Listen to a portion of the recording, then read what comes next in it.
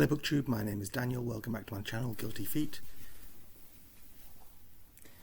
I've got no rhythm, but I do have a mystery blanket that my mother knitted for one of my children. This is the latest one of these that she's done. I think she's done them now for several of her grandchildren, and every month the woman behind the mystery blanket sends a new pattern to my mum, and there's some wool and she knits this whole thing and it comes together very nicely. And this is the latest one that she's done for my son, who lives in Jerusalem, so he'll probably use this over the winter, but so far he's left it with us. But it's a nice cool summer evening here back in my little suburb north of Tel Aviv, and so I'm just snuggling up with this. Today this is Friday Reads, trying to get back into the swing of things. Finished that massive haul that went over 5 videos that had diminishing returns, but was super enjoyable. I filmed it all in one go, so I only put it up in 5 lots, but it's more of a record for me, I think, than for mass consumption, but a lot of fun with it. But trying to get back into the swing of things, so I'm just going to do a normal Friday Reads, a little bit what's been going on this week, and then all the books that I finished since I came back from England. So that's the book I finished on the plane, and then the books I finished over this week. So I'm filming this Thursday evening, and today was my birthday, so Thursday 17th of June, one day after Bloomsday. 16th of June is of course the single day that in 1904 is it that Ulysses takes place, and because the protagonist of Ulysses is Leopold Bloom, it's usually known as Bloomsday. So I missed Bloomsday by one day. I was born one day after Bloomsday. If I had been born one day after that, on the 18th of June, which is Friday as this goes up, 18th of June is of course Paul McCartney's birthday. So missed Bloomsday by one day, missed sharing my birthday with Paul McCartney, born on the 17th of June, and I get to share my birthday with Barry Manilow. So that's kind of the story of my life. Okay, what's been going on this week? Well, as it was my birthday, so I was in London for a week, and the day we came back from London, I came back with my mum. She's here, sleeping in one of the other rooms. The day I came back, my wife left and went to the States on business. She was in LA, and then she was back in Connecticut, staying with our friends for the weekend, and then she was in Philadelphia for some more work, and then back, flew home from New York last night and got in this afternoon. So I hadn't seen her for 2 weeks. I was away for a week, and then she was away for a week, and she came back in today, and we went out for dinner for my birthday today with my mum, my cousins, and my wife, of course. But the great thing is that my wife also brought me back some books. Now, she doesn't buy books for me. She tried that once. That didn't work out very well, so I bought the books. This was an order that I made and had sent to my friends in Connecticut. So it's after all that mega haul of 140 books, which I've already started working my way through. I have here 6 totally new books in a totally separate haul, because I've gone a bit sort of haul mad, but I think this will probably be the last major purchase for a good while now, but I wanted to share with you. So these were all books that I bought new. No, one of them's second-hand at least, but the rest of them are new books that I paid up for because I had some Amazon vouchers from work. Sent us a thing during COVID, and we got a choice of something, and I took my gift in Amazon vouchers, and had about $100 in Amazon vouchers. So I paid up some books that I might otherwise have waited for and tried to pick them up in paperback or secondhand. So very pleased to have some brand new, usually quite expensive books, even though I bought them from the dreaded Amazon. So the first one I think I did buy from the marketplace, and that is Trouble Is What I Do by Walter Mosley. This is the latest in the Leonard McGill series. He has several series on the go at any one time, and I believe there's a new Easy Rawlins coming out in hardback just about now.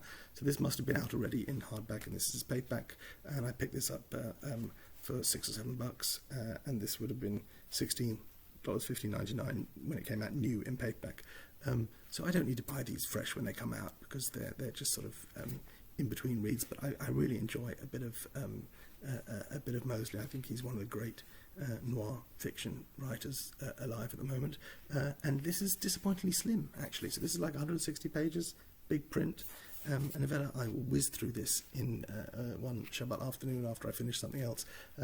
So always I love Leonard McGill. He's a great character. Disappointingly slim, and now I'm going to have to wait for the new Easy Rawlins to come out in paperback before I have another one, but I'll get to this at some point. Also new to me is this. This is the complete Gary Lutz. Now, I will tell you everything I know about Gary Lutz in the next few minutes. I know that I read a review of I think her earliest collection, which was a book called Stories in the Worst Way. And I had it years, I think pre-internet. I had kept on my computer at work a list of books that I was chasing.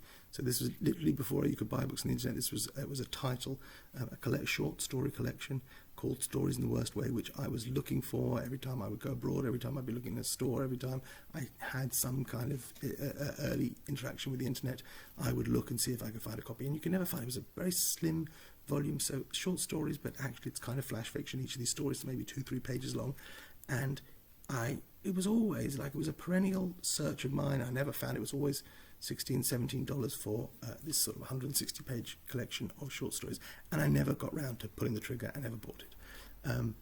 Then in the last couple, and she's published a regular collection since then. So the collections are all collected here. So this is the complete Gary Lutz, and includes all her collections up until 2017 or something. So Stories in the Worst Way, I think, came out in the early 2000s. After Stories in the Worst Way, there's a collection called I Looked Alive, then Partial List of People to Bleach, Divorcer, Assisted Living, Stories Lost and Late, I think, is a miscellaneous collection of uncollected stories that are included here. Since this was published, and this is published in 2019, I believe, Gary Lutz, Gary, has changed her name to Gary, Gari, Lutz. I think she's now retired as a professor, and is now known as GAR. So I think this is the last thing that we published under her previous name. But I don't think there's any problem purchasing this. This is how things were published, and I've got no problem with that. And I believe, not that she published so regularly. This is like 4 or 5 collections over a period of about 20 years. But I believe any future published work will be under Gari, Gary Lutz. Anyway, I say a lot of flash fiction. The impetus to buy that short story collection, Stories in the Worst Way, is over 20 years old.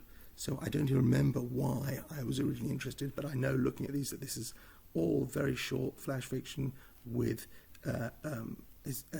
supposedly a remarkable turn of phrase. This is now blurbed on the front and the back by Tessa Moshfegh, which is always intriguing to me.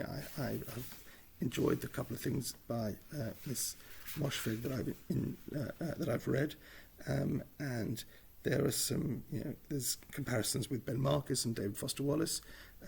There is blurbs by Sam Lipsyte, who I've read. George Saunders is in here. Ben Marcus is in here, actually commenting, had reviewed the first collection. So I'm intrigued. I guess if anyone out there knows anything about Gary Lutz, has read Gary Lutz, I'd love to hear about it, because having been interested in this author for, I say, a while, but never having pulled the trigger, and interested in a way that I'd never read anything by her, and now I have the complete Gary Lutz, so I'll get to this at some point. I guess looking at you again, Mark Nash, if this is something that you know about, I wonder if you know anything about Gary Lutz or have read her, but I now have the complete Gary Lutz, so looking forward to that. And I paid, it's published by Tyrant Books, I think, in 1995, and I think that's what I paid for it, Amazon. So couldn't track it down the other way. Happy to have it in the collection, and we'll get to it shortly. Next up, YouTube special, Ishigura's Clara and the Sun. This is the US edition, which has got this ugly Good Morning America book club. And this is not a sticker, that's actually printed on the cover. I think I might actually like this US cover more than the UK cover. Like the new UK design, which I saw, I think, and I showed it in my trip around London, which they're now copying the UK design over reprints of earlier Ishiguro novels. I think I quite like the simplicity of that if it didn't have this ugly thing on it. Love Ishiguro. I've loved everything I've read of his since The Remains of the Day, and I've read everything since The Remains of the Day. So I'll get to this. I don't... from what I we know Clara is an artificial a being of some kind. I haven't read much about this being in conversation with Ian McEwan's last book that came out, I think, summer 2019, Machines Like Me. I don't know if anyone read that or who has read this. I read Machines Like Me and I quite liked it, and that has stuff about humanity and artificial intelligence and interactions of humans and artificial intelligences. So I wonder if these two are accidentally or intentionally in conversation with each other, and I'll let you know when I read this. Now, this one is exciting if problematic for me, the next one, and I have a copy of Noise, which was, I think, very recently published, and this is written by Daniel Kahneman, Nobel Prize winner for economics and author of Thinking Fast and Slow, and two other names with which I'm less familiar, Olivier Sibony, so not Oliver, Olivier, and Cass R. Sunstein, who are both, I believe, published authors, but I'm not familiar with the work. I have read Thinking Fast and Slow by Daniel Kahneman. It is one of the greatest books you will ever read. Now, the reason this book is problematic for me is because it's got three named authors, and I don't buy books with more than one named author on them because I have problems filing them because I'm a little neurotic like that. So, for example, I've read Freakonomics, which has got two authors, and I don't remember their names, but I didn't keep it. I gave it to my father-in-law because it just bothered me sitting around here. This, I think I will probably, when I read it, file it next to Thinking Fast and Slow by Daniel Kahneman, because I haven't read books by the others, and I have read him, and his name is on the top, and it's on the top for good reason, even though actually it's on the top alphabetically, I can see now as well. Really interested to pick this up. I think anything that Kahneman puts his name to has got to be worth reading, and this is kind of hopefully up my street. Noise, a revolutionary exploration of why people make bad judgments and how to control both noise and cognitive bias. Yeah, baby, I'm there for it. Noise by Daniel Kahneman, Olivier Sibony, and Cass R. Sunstein. Next one, another piece of non-fiction by somebody who I've read a fair number of his books, and I'm really excited about this, and this may sort of jump to the top of the queue when I finish reading what I'm currently reading, and this is Michael Lewis's The Premonition, and this is about the pandemic.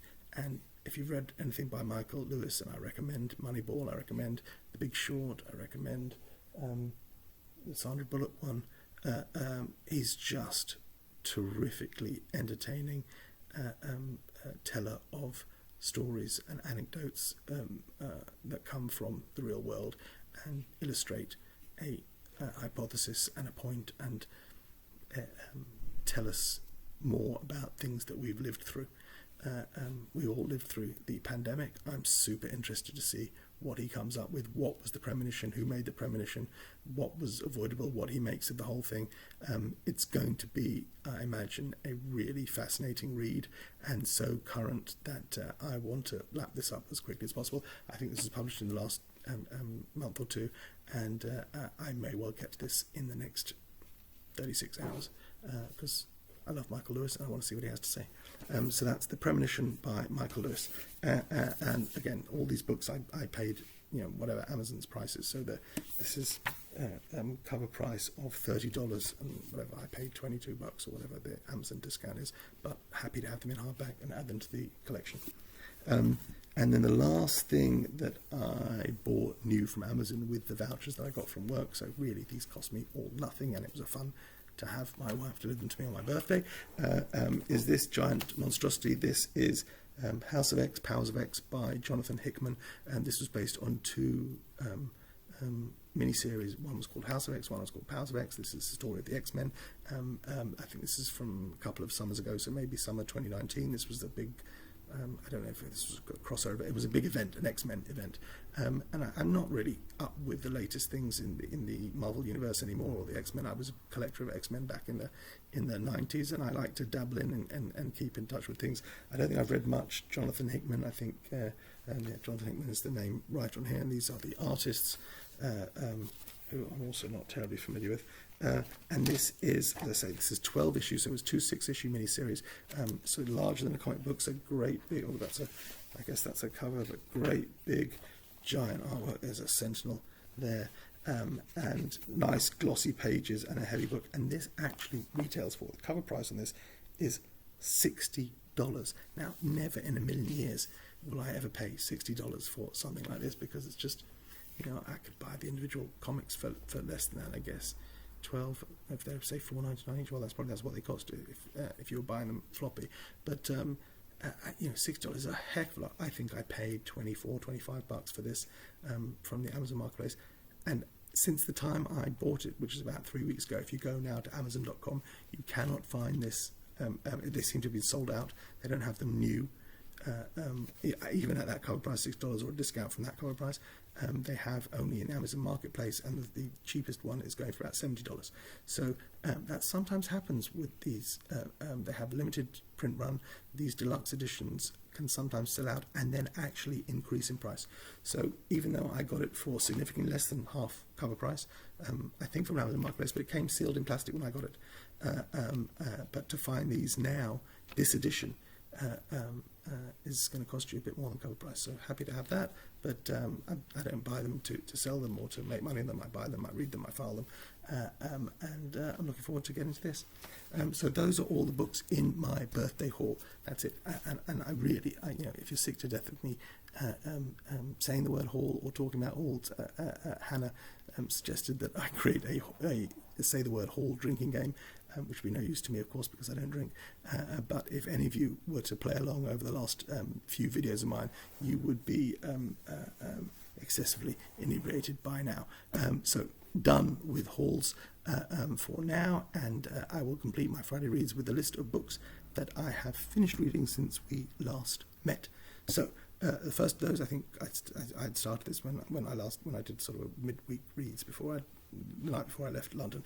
I finished this on the plane. This was Mick Herron's Slough House. This is the 7th in the Slough House or Jackson Lamb series, or whatever you want to call the series, but recurring characters who are all disgraced spies who work out of a place called Slough House. And this one's actually called Slough House, and this is a signed edition that I paid up for because Mick Herron did a live chat on with Blackwell's during the pandemic, and I paid for that. I bought a ticket for that and paid extra to get Blackwell send me a signed copy of his book, and there's his signed and numbered signature, and this was yet another terrific entry in the Jackson Lamb series, where really anything can happen at any time.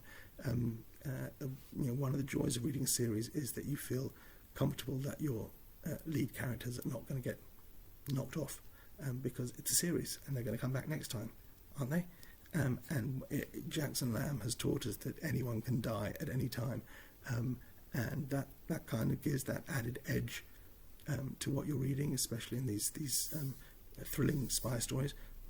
Also, the laughs here are genuine and serious and well crafted. This is not throwaway humour. This is deliberate and terrifically funny stuff. Sly and snarky and just out, mean-spirited humour at other people's expense, but very good. And the action scenes are well choreographed. The story is well plotted and believable, as much as sort of post-Cold War spy stories can be. Really, really fantastic. Every single one of these books has been a joy, and this is the latest. And now I have to wait another year until there's another one of those. So, thanks very much for that. That was one of the big books of the humongous haul, and enjoyed that. Straight after that, I decided to dive into the literary fiction that I bought in the massive haul, and just start going through some of the books which I should have read over the last year or so and never got to because I didn't have them. So the first of those that I decided to go for was Luster by Raven Leilani. I know a lot of people have read this, and I decided to give it a go. This is the this, I think, it was only published in the UK in early 2021, so I know a lot of people read this in the US in last year, but I think it was published January or early February 2021, and I picked mine up just now in June and read through this. It's 240 pages, so it's not a dense read. It's not quite what I was expecting, in a good way. I know that Zadie Smith is associated with this. Her name is all over the blurb, and in the acknowledgements at the back of the book, Raven Leilani name checks Zadie, who I assume is Zadie Smith. So I believe she worked with her, or workshopped stuff with Zadie, or maybe Zadie Smith was teaching in a program that Raven Leilani was in, but clearly they have interacted in the course of this work being developed. I don't think this is quite white teeth level, but it's pretty bloody good. Sentence for sentence, this is some fine writing. I think overall there is a lot going on, and perhaps the book may have benefited from dialing some of that back. So we've got sexual politics, we've got age politics, we've got gender politics, and we have race politics all going on. And yes, I get that intersectionality is about how these things all interact, and that they coexist and have different priorities at different times. But I think it was a lot to get in here.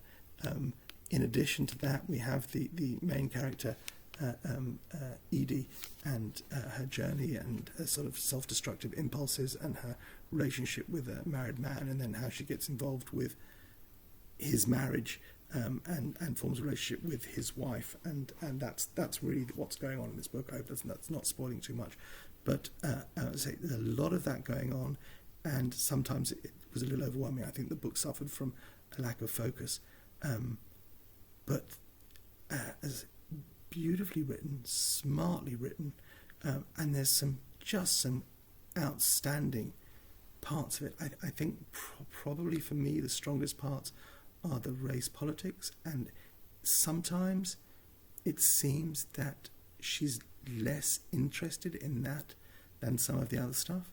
So Edie is a black woman working in publishing in New York in a company that is almost 100% white.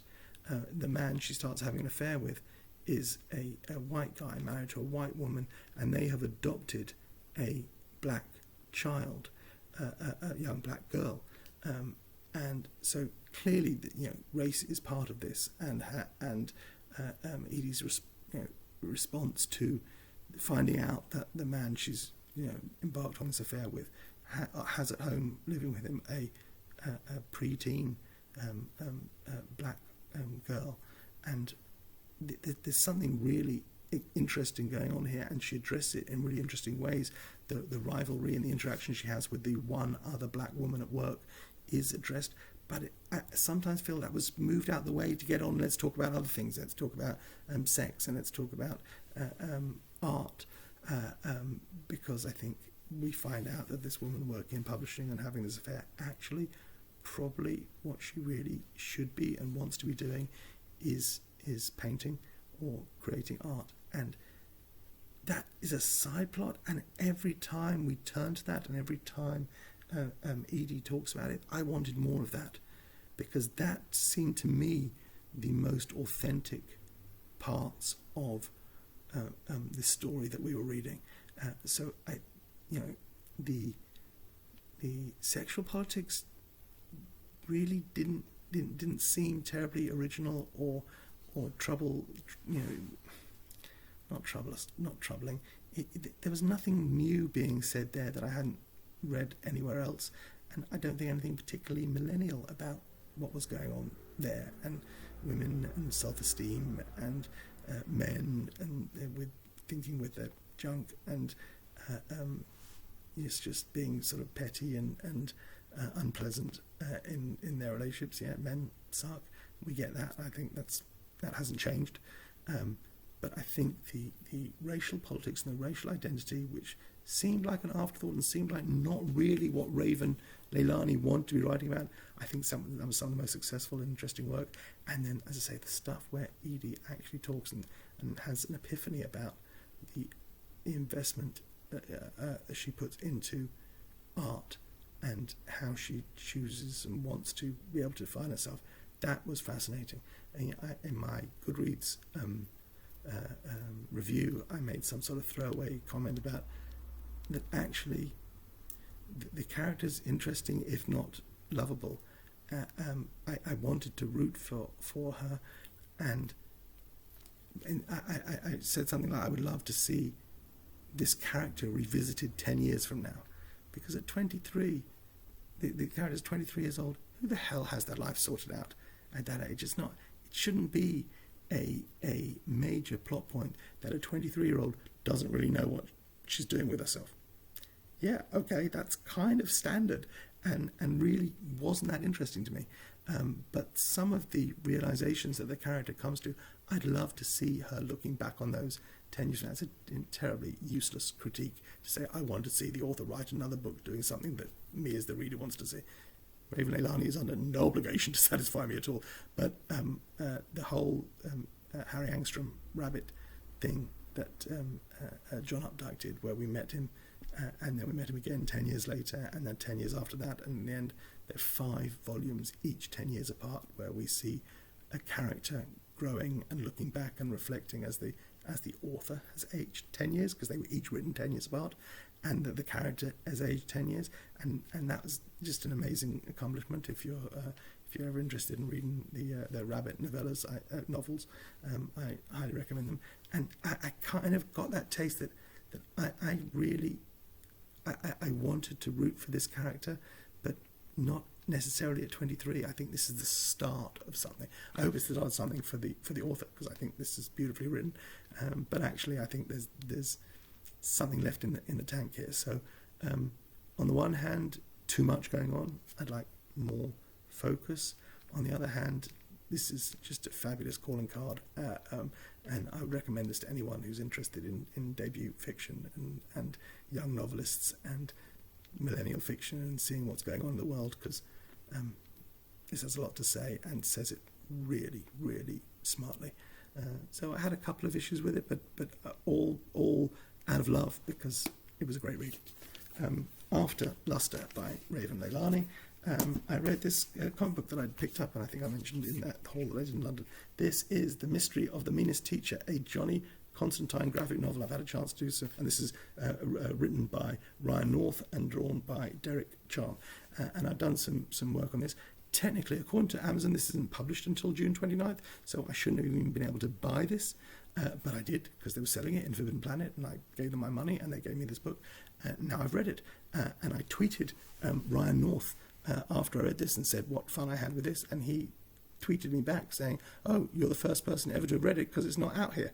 I think he's in Canada. So that was amazing. Thank you, Ryan North, for responding to my tweet. That's always a fun way to be able to interact. I do it usually if I've had a really good experience with a book. I'm not going to write something if I've had a sort of mediocre 3, even a 4-star experience with the book. I'm not going to drive North and mad and say, yeah, I kind of liked your book. I try to do it when I can and be genuinely enthusiastic about something, and it's fun when they respond. John Constantine is a master of dark arts and a magician, and this is a different version of that character. This is Kid Constantine, who is a young teenage boy who gets into trouble with some ghosts in London and manages to convince his parents to send him to Salem, Massachusetts, where else, and to go to boarding school in the US. And so we get a boy arriving in a new school, and all that entails, the tropes of the young middle grade character who has to make friends or assert his individuality, and then of course something comes up, and there's one of the teachers is being mean to him, and the mystery is finding out why. Along the way he makes a friend, another schoolgirl called Anna, who has secrets of her own. If you know anything about Constantine, then you may make a wild guess about who Anna is.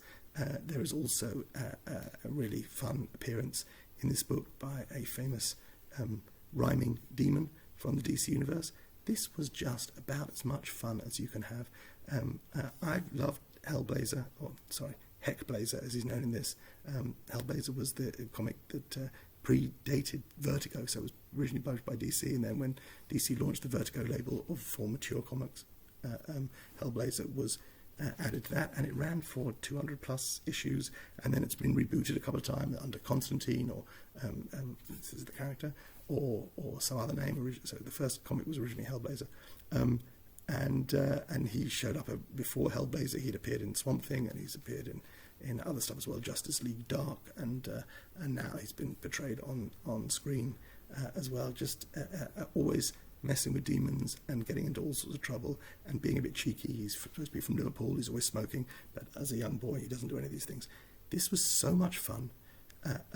The relationships and the friendships and the stories being told here had some weight. When there's friction between two friends, that felt like it had some meaning to it. When he decides whether he wants to fight or run away, that had some heft to it. It's not deep, it's not heavy. I'm an adult, and this is sort of aimed at, I guess, I know 7 to 12-year-olds. I don't ever understand ages anymore. But fun. It's a romp. It's steeped in DC lore, and yet it's probably totally accessible to someone who doesn't know any of the stuff that I know about John Constantine. And really, really, really good fun. If you've got any love for these characters, you will love this.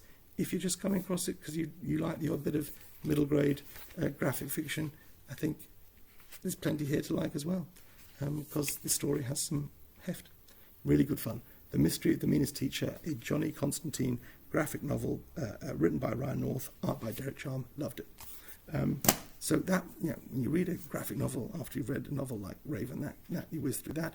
After I whiz through this, I whiz through something even whizzier, and that is Mr. Salary by Sally Rooney. So this is published as a short story from early in Rooney's career. So I think that writing this predates Conversations with Friends, which was her first published novel. Her second published novel was Normal People, which is widely acclaimed. I read Conversation with Friends, didn't love it, read Normal People, fully on board with Sally Rooney after that, and she has a new novel coming out this year. So in order to complete my Rooney back catalogue, I dug this up and found this on eBay. This is 30 pages. It's probably inconsequential, but kind of marvellous. Just a short story about a woman coming back to Dublin.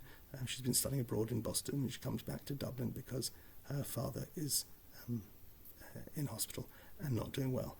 And Mr. Salary, the title of the story, is the name she gives to a friend of hers, someone who she stayed with in his apartment, who has a job and is a responsible adult. And she lived with him while she was at university, and they had a very good friendship.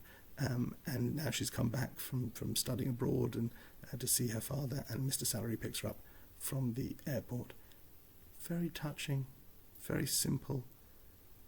It feels like a lot of things I read these days are about grief and mourning and losing a parent, and maybe I'm just more tuned into that than I was 15 years ago.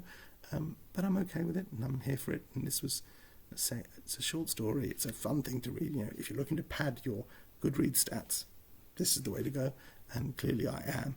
And that was great. And I'm going to stick this alongside the other two Rooney books that I have. Look forward to her new novel coming out. And that's Mr. Salary, a 30 short-page short story by Sally Rooney.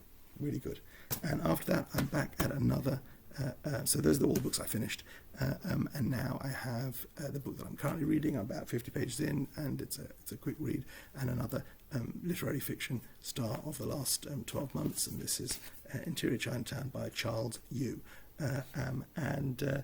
Enjoying this very much so far. Properly funny, really a subject worth satirising, and I'm getting a kick out of it. So I'll finish this this weekend, and I probably might read the Michael Lewis next, and then try and dive more into this giant haul that I've got for myself over the last few months. And that's all. I think I've rambled a long time, but it's a Friday read. I spoke about some new books. I spoke about what I'm reading. I spoke about what I'm currently reading. This is what you get. This is normal service having been resumed.